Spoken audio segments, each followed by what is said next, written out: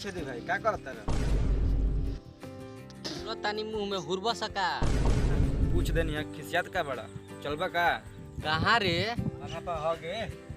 ए साला खा के हो गेला सकी हग के खाला सरे देखो तरह से कि यहाँ मुंह मेरे लइया होता तहनी के हगइया धइले बा बान्हा प अरे साला ऐसे का ताकत तरह से हग के खइला हस का ये सर हमारे शुगर वह तरीका रे हम बाबू ने रसी है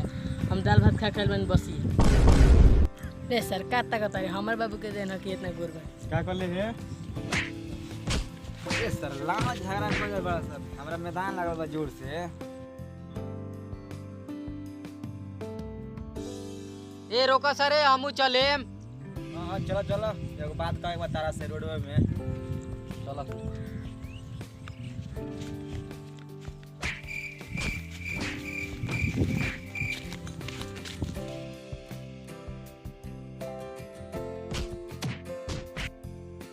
का बताया रे रे साला बान्हा पावे नि सब का अपने तोरा बाबू के कान्हा पर जाम से तो बतैबे कहत रहले हे रे बताओ हां बता बता बता बता छियात्रा दुगो रखले बा जवान जवान सुनर सुनर काठी रे हम का जाने अरे बोले लहरा के केला बान्हा पर तनी यार दोस्त बा तनी के छोड़ दी ये तहनियो चल ते तो कले हमनी के हगेला अब कहता रे जगेला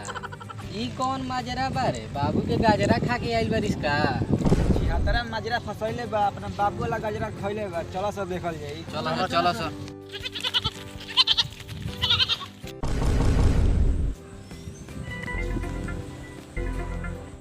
औ सर धिकला हो कारी अरे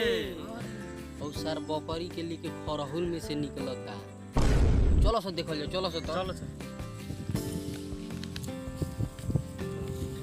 ए दिखला काय खाते बोला रे सुन सुन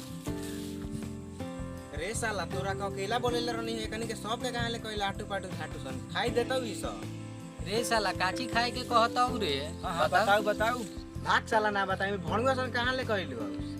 ये सब के कहां ले कहलु से सिनी मन अपना बाप के लेके आ जाई रे साला काहे मरली बस रे हमरा बाप के बारे में उल्टा बोलत ना मारे रे हई आटू पाटू झाटू सन कहां ले कहले मोर कनी के बोलेले रहनी हो मतलब हमनी के आगे नहीं तार गांठ फाट गइल का हम एकरा का अकेला बोलेले रहनी हो त का होई चल चलो सर जा सो ओसने मन अपना बकरिया के ना खियाल दे ए रुक वो साला कहां जात हो रे चलो हम लुका के देखल जाई चल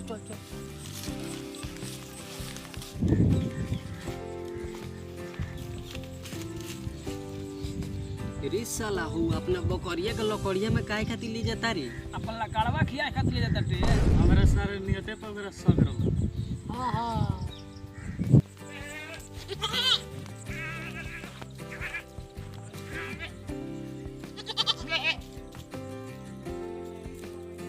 जू गरफाते का बुला लिया जू आ जल्दी तो लगले हमनी के देखो तानी सो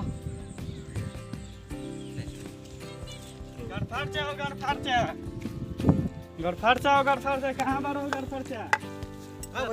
तार बेटा बकरी के लकड़ी में ले जाके बुझा तो उठा देतो सर ऐसे चिलेबे तारा बीपी के हिपी में बिगड़ जेते हां सर हम कहत नहीं कि काहे हमर बकरिया दुबराइल जाती है भणुई बिना तो साला कुछ भरा तुरत बाना आई भिकला साला घर छोड़ के बाहर जाते नहीं के साला चलो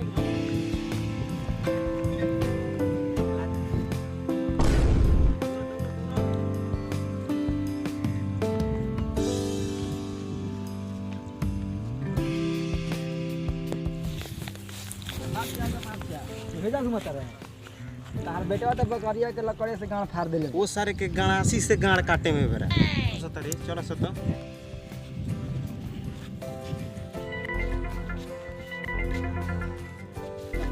फाट जा हो जगह तार बेटवा बकरिया के लकड़िया में लकड़ी से फाड़ देले बा